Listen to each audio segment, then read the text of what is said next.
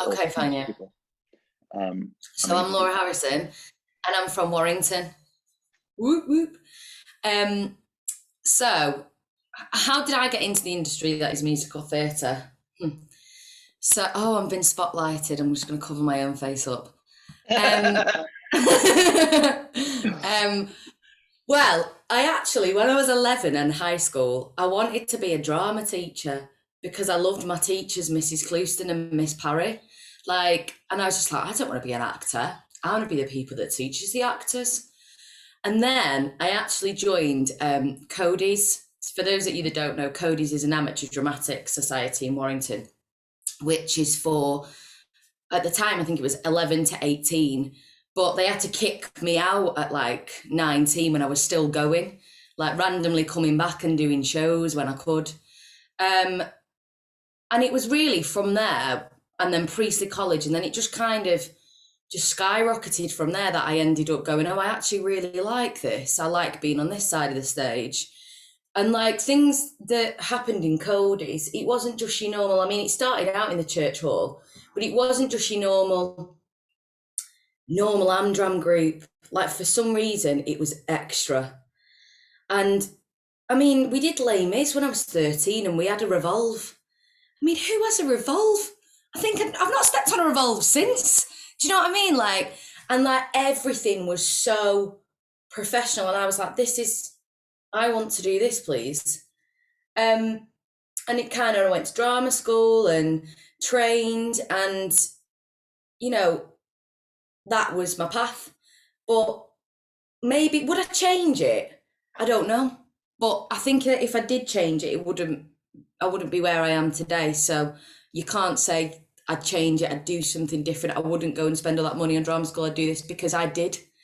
So during that time as well, I graduated, and there was a bit of time before, I didn't go straight into working. And I found that okay. I was just like, well, this is just how it is. Worked as a teacher for a while behind a bar, and ambition was the one that kept me going.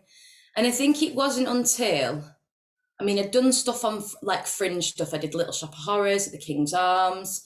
I'd done other bits of fringe stuff, but a big job that kind of lasted a contract while was Blood Brothers, and that wasn't until 2014, 15.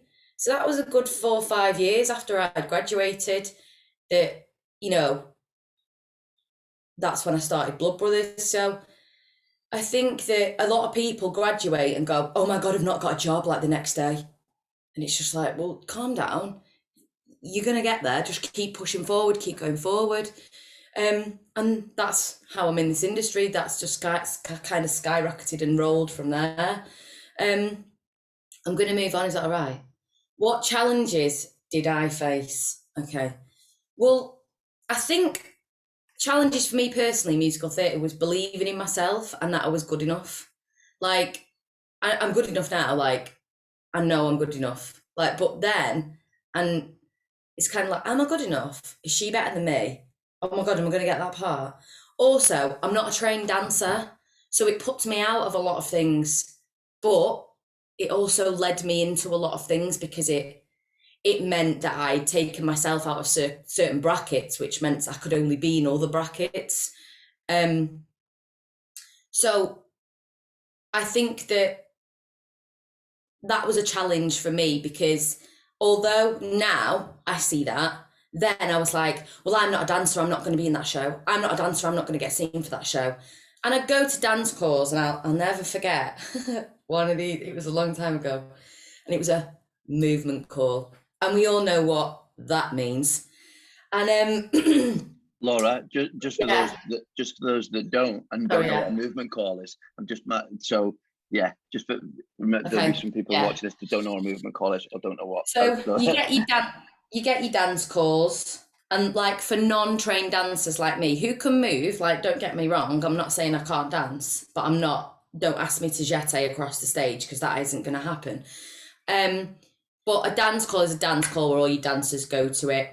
A movement call is for people that can move and not necessarily dance. like technically trained. So it was called a movement call, and I was like, fine, absolutely great, yeah, fine, great.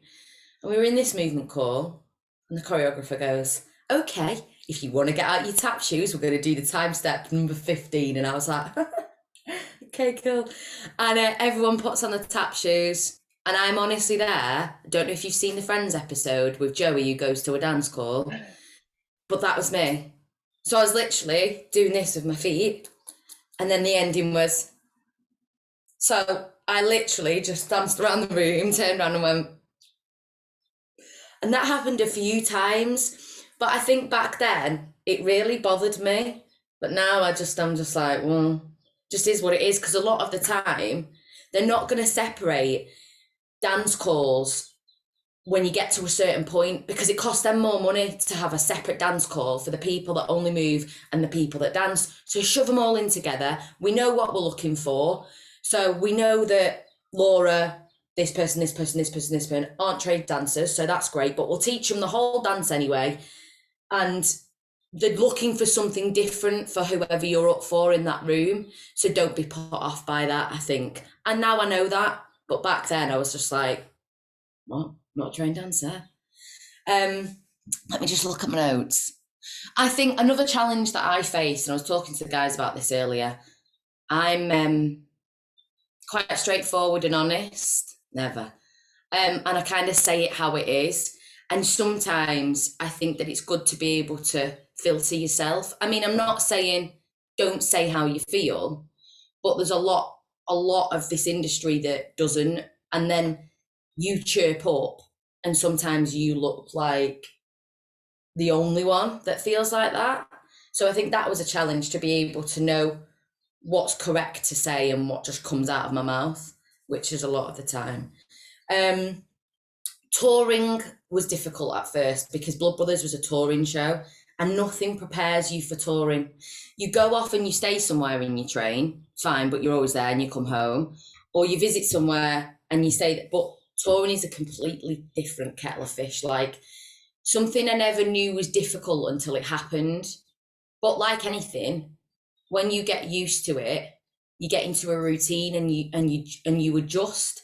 So like, you've got the show, you've learnt the show, but then you have to book your own digs.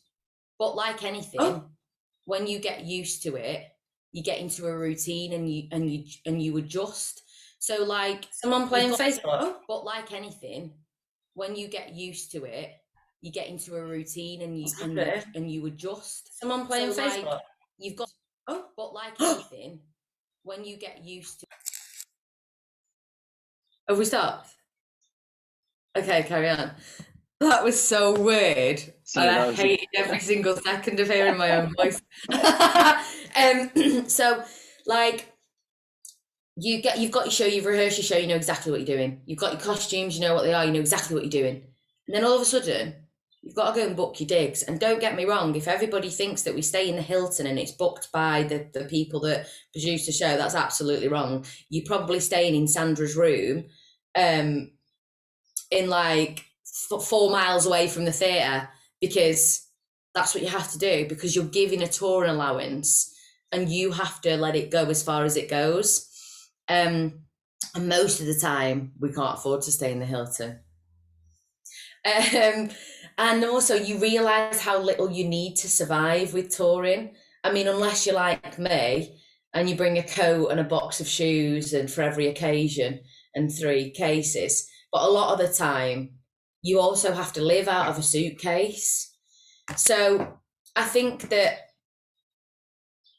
it's about, as well, thinking about the other side, like what's on the other side of being on the stage, which touring's one of them, like living out of a suitcase, how you handle that as well, because I just got married when I went off to Blood Brothers. So like how you handle your relationships that you have, who you live with, your parents, your friends, like how you have that balance of being on tour, because a lot of the time they were weekly venues as well. So you'd arrive on the Monday for sound check at 3 o'clock. You'd do your sound check at 3 o'clock. Then you'd go off and have your dinner, and then you'd start your shows. You'd do your shows until Saturday. And then a lot of the time on Saturday night when the curtain came down, everybody mad rushing to get to their cars to go home, so they could spend Sunday at home rather than going venue to venue. I drove home from Southampton once on a Saturday night just so I could get home for the Sunday. Like, so it's having that balance, I think, with touring for me personally. So anything else that I felt challenging? I don't think so. No. Please chip in if there's anything. Career highlights. Now, I'm going to say something really cheesy. You're going to love it. But I feel like everything that I've done is a career highlight because that's where I am now. Like, does that make sense? Like, that's why I'm here. That's why I'm doing this, because everything has led me to this point. But if I had to name some of them, playing my local venues that I used to watch musical theatre in, so the Palace in Manchester, the Opera House, like it was a surreal moment because I was stood on that stage and I'd watch shows in there when I was younger and I was like, what am I doing on here? Do you know what I mean? Singing The Wizard and I from Wicked for the writer Stephen Schwartz. Like, I thought that was a standalone moment. And then again, got asked to sing Meadowlark, which is another one of his songs for Stephen Schwartz. And he was like sat behind me. I think there's a picture of me singing and he's like, I was like, this is surreal. I performed at the Royal Albert Hall. That was one. And also Lucille, when I played Lucille Frank in Parade at the Hope Mill. I mean, there's so many. This is what I mean. Like, they're all, I all have them. They're all precious for me for a reason. What career advice would I give my 16-year-old self? Do law? No, seriously, I'm joking. Believe in yourself, you're enough. And remember that you're an athlete and what we do is hard work. So sometimes it's okay to, you know, be a bit down about it or struggle because it's hard work, even though sometimes people outside of what we do see that. I always say that I feel like people outside of what we do feel that we're just like modern day jesters. Like, it's like, oh, call them in, they'll do a bit for us, and then they'll go. No, there's a lot of preparation in that. There's a lot of hard work in that. Like, as you know, a lot of you say we're athletes, so we need to treat ourselves like that. And moving on to that, like, treating myself like an athlete has been a long journey for me. Like, remember, the Royal Ballet Company have physios and healthcare that is with them all the time. A lot of the time, a lot of musical theatre doesn't get that. So you have to look after yourself. So, you know, vocal larynx massages, manipulations, your own physio costs, like you have to cover that upkeep yourself. Any vocal scopes that you need to have, like that is not covered by anybody else but yourself. And we're not machines. So it's something that you have to learn, that you know, you have to do all that for yourself, for your own upkeep. Also, I've written here, you have to learn that you don't get a pat on the back for never going off a show. Like, it's simple. If you can't do it, you don't perform. Like, you go off. You're not a hero. You're not saving the show. That's why you've got understudies and swings. Like, so my rule is if today my understudy can do a better job for the show, then the understudy goes on. So, and with that, all of that is awareness. Like, I think for me, a lot of the physio stuff is about awareness and knowing your own body. Moving on to that as well, unfortunately, and I didn't know this, like, I mean, I didn't know it when I was 16, but hormones really affect the female voice. And it's something that I really stress to a lot of, like, when I go into colleges, because I don't feel like they know. And it's like, it affects our bodies, our mind, our voices. Like, you have to work harder and be more aware and careful at certain points, because what happens is your vocal cords will swell, which can cause vocal hemorrhaging if you're pushing as well. So it's about having a month of being aware of, oh, actually, 3 days before my cycle, my voice is funny. Now, is that every month? If it is, if you're aware of it, you can control it. Female Italian opera singers are giving grace days for this reason. So it's like you only know your own body and you have to be able to speak up about it. The other thing is, I know this is still giving my 16-year-old self advice, and preparation, like i.e. auditioning for something else whilst you're on tour, regional travel, preparation is key, as I keep saying, like having those job auditions while like you're in York, but you have to get down to London. Like years ago, I had a final for something and I was in Dublin with Blood Brothers, and I flew from Dublin at 7 o'clock in the morning to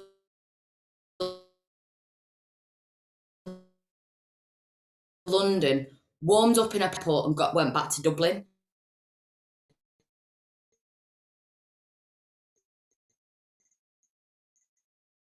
Like, and it's because this is what I want. Like, I last a lifetime and don't have expectations. It's saying my internet's unstable, so hopefully you got that. Don't have expectations, and also take the leaps. Be you, not who you think they want you to be. Don't hold back and don't listen to other people. Listen to your head and your heart. So that was that. And then I think my last thing about 16-year-old self is casting directors. This is a big one that people get asked to talk about. And within musical theatre, you will learn from experience of what certain songs not to sing for certain musicals. Like, you just learn on the grapevine. You hear things from other people because they're sick of hearing it. Like, don't go in and sing it half-assed because you won't do a good job, because they hear it all the time. Also, the other thing about casting directors, they're not there to trick you out. They want you to get the job. That's why they've brought you in. Like, their job is to bring in the best people, the best artists that they think is right for the job. So if you succeed, they succeed. So do you know what I mean? Again, and go into that room being the best version of yourself, because nobody's better at being themselves than you. I'll move on now to the next question. Whoa. Who are some of the people that have helped me? I think that career-wise, it's nice to always have cheerleaders and people that say your names in rooms even though you're not there. And I think that I have a lot of those people I don't necessarily know about, so thank you. But Nick Cupid from Cody's, as I said, Cody's earlier, showed me what it was, what I wanted to achieve to be part of musical theatre. He played a big part in that, because if it wasn't for his vision and his professionalism and the things he got us to do as kids, you wouldn't have seen that. So thanks, Nick. And I've said Blood Brothers about 300 times, but I really like Blood Brothers. The actors that worked on Blood Brothers, Tim Churchill, Sean Jones, Graham Martin, Danny Taylor, the ones that have been there, done that, got the T-shirt, they were the ones that had the experience that I wanted. So I listened and I learned a lot from them, because they just did their job and they do it really well. Anyone that supports you, your family, your career, your family, friends, you know what I mean? So everybody kind of has their own element of helping. I'm going to move on. What advice would you give someone wanting to go into your career now? Well, all the stuff that I've said earlier, but also I've written awareness in massive capital letters, like work hard, you're an athlete, listen to your body, take note of the things around you that affect your body, your voice. Like, I have really bad acid reflux, which can really affect somebody's voice. And if you don't know how it does, obviously you've got your two vocal cord muscles, and then the acid will be released from your stomach at night, come up, burn your vocal cords, come up, burn your vocal cords, which then can cause nodules, can cause polyps. So I have really bad acid reflux, so I have to do something about it. Any muscle injuries that you, like if you, for instance, because everything's connected in your body, if you've got something wrong with your shoulder, that's going to affect these muscles here, which is going to affect your larynx. So everything, this is what I mean about awareness, everything affects something else. Hay fever, do you know what I mean? Allergies. So this is why I keep saying awareness. Look after yourself, have the lessons, go to classes, but be confident and competent, as I like to say, because that's not arrogance, that's confidence and competence.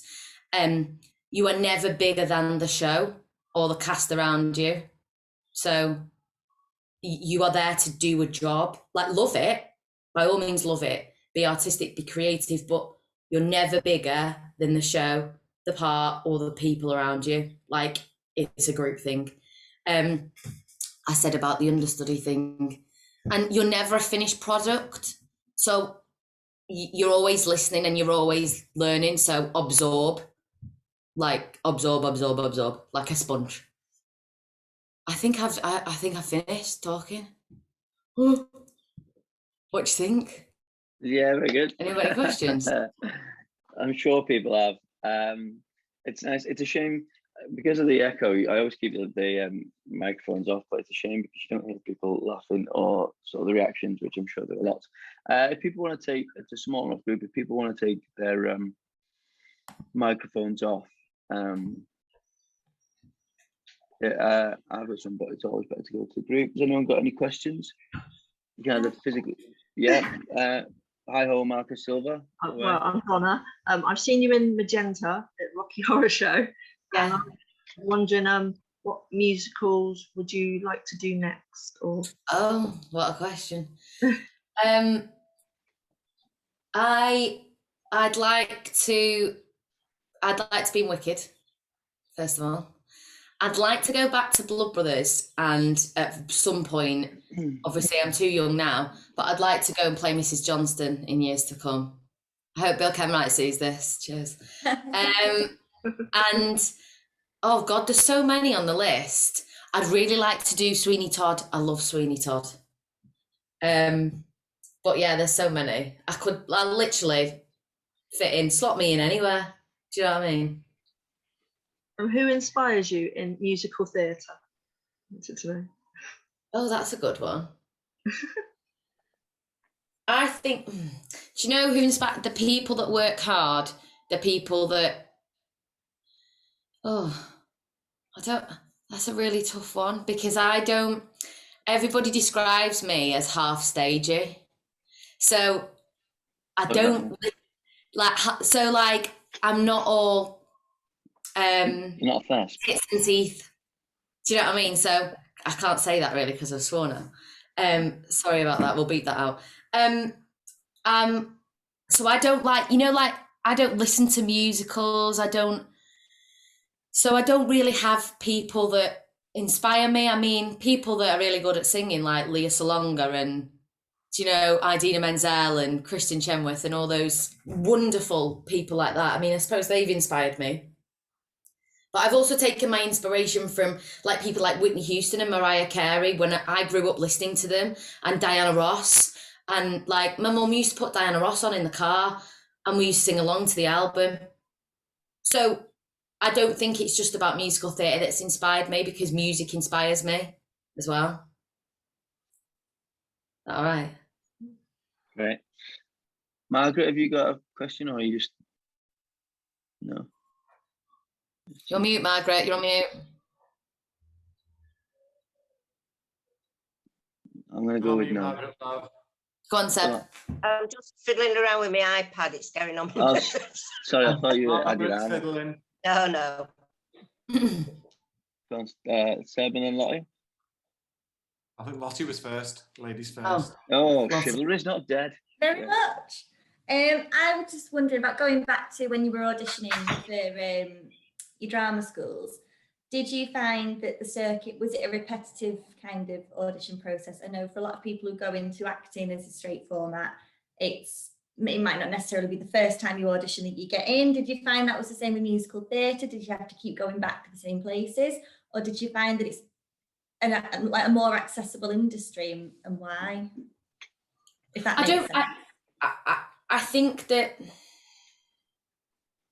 everybody has a tick box to tick. So like, for instance, if there was someone like me, the way I look, my height, my hair, that had auditioned 3 weeks ago and they'd accepted her, I don't think I'd be in that class. I mean, Jimmy, you tell me wrong, I might be wrong, but when that's what like they don't want 5 of me in the same class. Like 5 of my voice, 5 of where I come from, 5 of my hair, 5 of my height. Like it's just, so I think that audition wise, although you can do all your prep and you pick your song, I think that like it's not just about you, it's about everything that goes along with that, and the intake. Who are they taking on this year? What show are they doing? They need to cast that show. Like, I mean, that's not me being derogatory towards drama schools. That's just what I personally think happens behind the scenes. Like with any show, like you might be perfect for the role, you might be perfect for the drama school, but you might not be right for that year or that class. You might not be right for the show because you're too tall. So that's what I mean by that. I think just like clarifying what I said. And I also think that it was very samey because, I mean, you're given a monologue, you pick a monologue, and I think 2 contrasting songs. I mean, it was so long ago. 2 contrasting songs, and then they'd always pick one. And then I think if they wanted to hear any more, you do the second one. So it's kind of very much like an actual musical theatre first round. I mean, bar the monologue a lot of the time. 2 contrasting musical theatre songs, and then sing one. Do you know, I bought the monologues there because you're obviously going to do acting as well at drama school. So I think I answered that okay. Got a bit flustered then. Yeah? Happy? Yeah, I think Yeah, yeah. sorry. No, it's fine. Sebastian. Seb Farrell, Daily Star. Thank you, Laura. Mine's a two-pronged question. The first one's kind of practical about touring. I've only done a couple of tours, and they were always sort of near the house, so I could always come back home. And I wondered if you could offer any sort of practical advice, because you mentioned touring and how difficult it is, but how you can get sort of through that, what little tips you might have for that. And the other is about not necessarily auditioning for drama school, for actual shows. Again, if I've gone, there seems to be maybe 4 or 5 blokes who look different, but then 1,000 women who all look the same. Is that my internet? For shows now specifically, where you do have to, it might be mine, hang on, let me move it. Where you do have to maybe look the same or look a certain way or be a certain way. What advice have you got maybe for young people that are auditioning for shows specifically, and how to kind of build that resilience? Right, so let me answer the first one, and then I might ask you to repeat the second one because I might forget. So the first one, I think with touring, you kind of have to make a family, but also remember that it isn't a school trip. Like, so you still can be yourself. So what I mean by that is like, you'll make your friends who you spend time with, who you live with, who you go to the gym with, you know, who you spend your days with, and then you go to work and you see the rest of the cast. But you're also not on a school trip. So it's not like if you go somewhere with 3 people, you have to invite 25 of the cast. Do you know what I mean by that? So it's, you've got to be able to separate the fact that this is what I want to do. I'm on tour, I'm doing this, these are my friends, this is my support unit on tour. So you create your own little family. And I think it's differed for me, the roles that people take on, because when I did Legally Blonde, it was all a lot of cast of the same age, and I somehow found myself taking on the role of mum to a lot of people. Like I'd look after people, or, you know, I'd kind of speak up a lot, and so I kind of took the role of mum on that tour. However, like on Blood Brothers, because of the age difference between, like, so the first time I did it with Maureen Nolan, and she was technically in the show my mother, she was my mother. Like I'd spend a lot of time with Mo and a lot of time with another girl, and it was kind of, and then you've got like your cousins and your uncles, because everyone's, you know, it's like Blood Brothers is like one big family, and everyone's got their role. And I think as long as you, like, you know what you want, I think, because some people might want to spend time by themselves, you know, you might solely want to spend time by yourself, the day by yourself, go for a walk, go to the gym, whatever you want to do, and then go into work and see your colleagues. But I think as long as you know what you want and you're quite focused about it, I think that's the thing, again, awareness. Like you'll survive. Also, like, communication with people back home, making sure, like, I think that balance that I was talking about, but you set things up from the days that you're off. Do you know what I mean? So, like, going out with my husband or seeing my mum and dad, but also you're allowed to have a day off on that Sunday. You're allowed to rest. So if you don't want to see anyone, that's also okay. Like, you don't feel like you have to be in 10 places at once on a Sunday because you've got to see all these people because you've been away all week. Yeah, the gym really helped me when I was on tour, because it was something that, you know, you woke up, you had your breakfast, you went to the gym, and then you went to your show. I think that answered your question. Did that, Seb? Did that answer your question? Yeah, that was great. But what about like accommodation as well? Like you said, you could. Accommodation. So, efficient me. I know people that book digs like last minute and somehow land on their feet. But efficient me, I'd always write down from the experience of touring now where I stayed, what the number was, and then immediately when I knew the tour dates, I'd be like, right, digs. And I'd sit down and I'd ring the ones that I knew, and I'd be like, I want to stay in that room, I want to stay with you. And you get to know those people, but you get to know them from digs lists or theatredigs.com, or like now I think Facebook has got a theatre digs list, and then you put things on there. And I think it's good to, if you want to do this again, get to know your cast beforehand and try and buddy up with some of them so you're not on your own. I think, you know, there's been times where I've had to walk back by myself and I felt extremely uncomfortable because I was on my own and I was walking back in a strange place that I didn't know. So it's always nice to buddy up with somebody, even if it's just having that security of knowing they're there.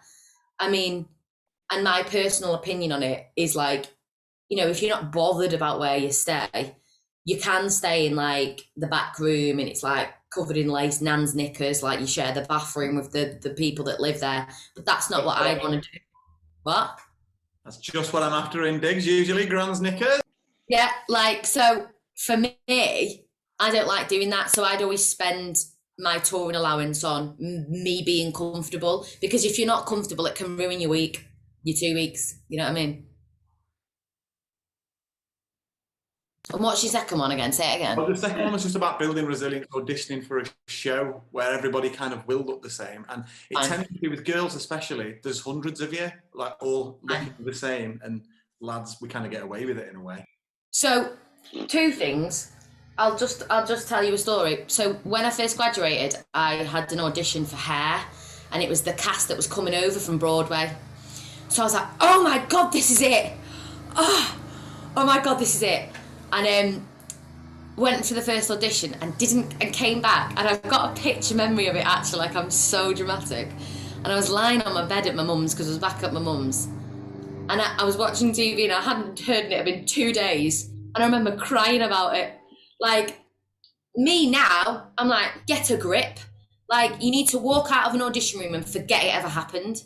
Like, you've done your job, you've gone into the room, and it's not about booking the job, it's about booking the room. So even if you don't get the job, the people on the panel will remember who you are because you've booked that room. You've done your job in that room. And I think that's something I now remember. So book the room, not the job. And then as time goes on, you have to have a thick skin and you have to forget about it. You have to just go, right, next.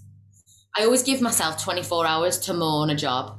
So like, if I hear I don't get it, I've got 24 hours to mourn it, be like sad about it, and then I'm like, right, next, wasn't meant to be. I think that's the mindset you have to have. And that goes for anybody. That's not just obviously, you know, people that all look the same. Like, if I saw 10 girls that look like me in audition, I'd just be like, well, one of us has got to get the job, so why shouldn't it be me?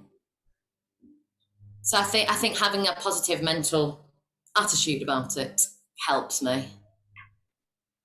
Great. Is that all right, sir? Anyone else? Yeah, anyone else? Sick of my voice. I'm trying to have one more question, Nora. Okay, give me 2 seconds. Someone's mowing the lawn next door. Need to shut the window.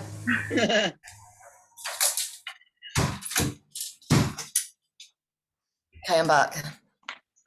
Because of the pandemic, a lot of musical theatre stars, they've done online auditions, and a lot of performers haven't got the job because it's been online and not like face to panel. And I was just wondering what your thoughts are of that. I think that's just the way it is. As in that's just kind of the way it rolls. Because if you've got to do a Zoom audition and you're not coming across the best, unfortunately, that's just the way it is. Like, I think Zoom auditions for me have pros and cons. Because if you've got to do a self-tape for musical theatre, right, so sorry, backtrack. First round of musical theatre, you're pulled into a room and you sing normally a song of your own choice. And they go, right, yeah, she can sing that because she sang that song. Great, we'll recall her. Because of things that have changed, I noticed that I've done a few self-tapes and they've not asked you to sing that first song. They've asked me to sing material immediately. And a lot of the time, it's material that is certain sections that sees whether you can sing that note or deliver that line. And I like that personally because it's cutting a lot of people in half. So it's immediate, like, okay, we're going to ask you to sing this note. Can you sing it? Great, she can. Perfect. They can't? No. He can't? No. Like, so I like self-tapes and Zoom auditions for musical theatre like that. But I understand what you're saying. If you're new to the industry and people don't know who you are, then being in that room can, you're presenting yourself, you're saying hello, you're getting to know them. So I do know what you're saying, but I think it just is what it is. If a Zoom audition is a Zoom audition, then that's what you've got to do. And if you don't get the part, then you weren't meant to get it. So I'll get my next one and I'll be really good at it. Thank you. Is that a question mark? It is, yes. Am I unmuted? Can you hear me? Yeah. Do you ever get nervous? And if you do, how do you deal with it before you go on stage? Because I've sort of, I'm fine. I've rehearsed everything, and I'm great, and I'm marvellous. And then, boom, I'm thinking, oh, I've got to go on stage. So I think what people forget is that nerves is just adrenaline. Yeah, and once adrenaline's released into your body, it takes 2 to 3 minutes for it to disappear. So once it's in your body and you feel it, you can't get rid of it. And the more you try and get rid of it, the more your body's going, oh, I need to release more adrenaline. So just accept that it's adrenaline and accept that it's going to give your performance a little bit of an oomph. That's the way I see it. Yeah. Like, I don't see it as nerves as a negative thing. I see, oh, I'm excited about this. Woo. Yeah. I also have lavender oil that I mean, it's like a placebo thing. It's just my thing that I use that I put on my pulse spots. So when I smell it, I'm like, oh, that's nice. It's relaxing me because it's lavender. But that's not, I mean, that's not a miracle. That's not magic. That's just what I like to have. Yeah. It's funny you should say that because before I go on, I'm like, oh God, and what's the first line? What have I got to? But as soon as I go on and see the audience, that's it. I think, well, I'm on here now. I've got to either sink or swim. You know what I mean? And that's what I do. Fight or flight. Yeah. Anyone else? I suppose you've probably covered all of these because I think you've done brilliantly. Actually, there's loads of really useful and refreshing stuff in there. I think your candor and transparency is quite refreshing when you talk to a lot of performers. They feel like they need to sort of gild, talk about the industry like, oh yeah, it's great, and actually it's tough. It's really tough. Every aspect of it is tough. Someone gave us advice.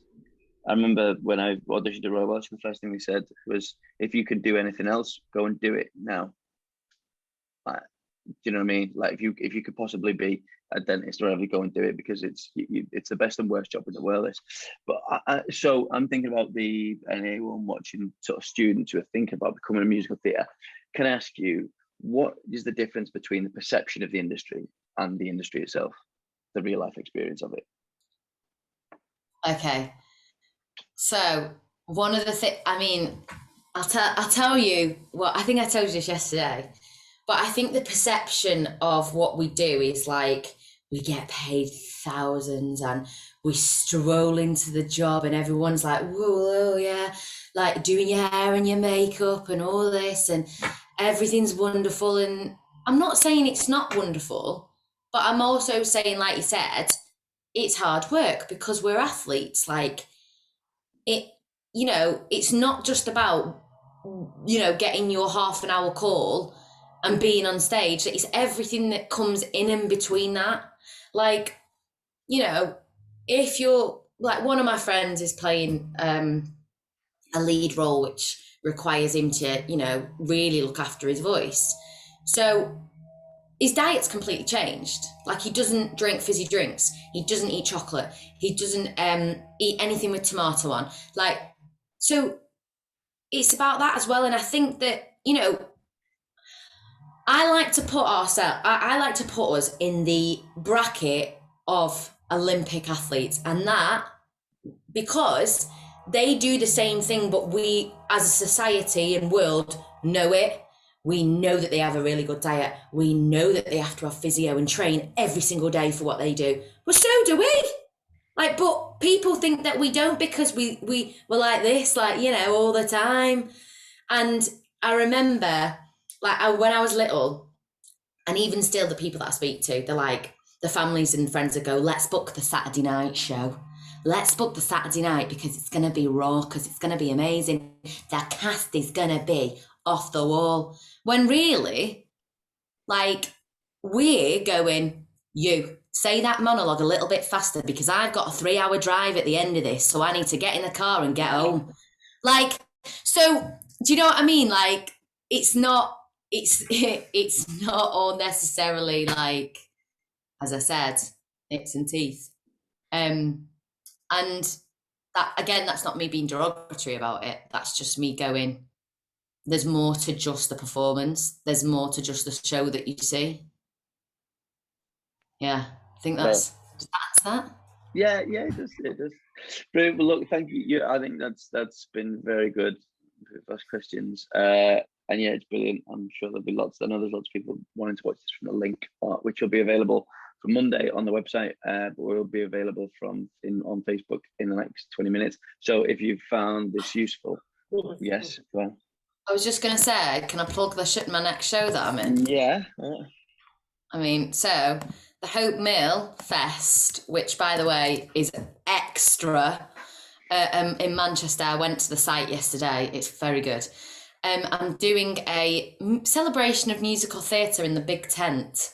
So I'm going to send a link in the chat. And it's with other musical theatre people, and we're going to sing songs from musical theatre. So it's going to be a lovely time. And you can drink wine while you sat at a bench. Absolutely fan-dabby-dozy, that. Yeah, there you go. Sorry, Jimmy, go on. No, that's great. Drink wine from a bench. I think it should actually be able to be drank from one of those camel packs. But so that link, that's in the chat. Great. Okay, well, I am going to do two things. First of all, I'm going to stop the recording on here so we can just chat. Oh no, not end meeting for all. That would be terrible. I just want to stop live on Facebook. I'm going to stop that live stream. See you. Next one will be up one of these in a fortnight's time. See ya. That was great. And then off.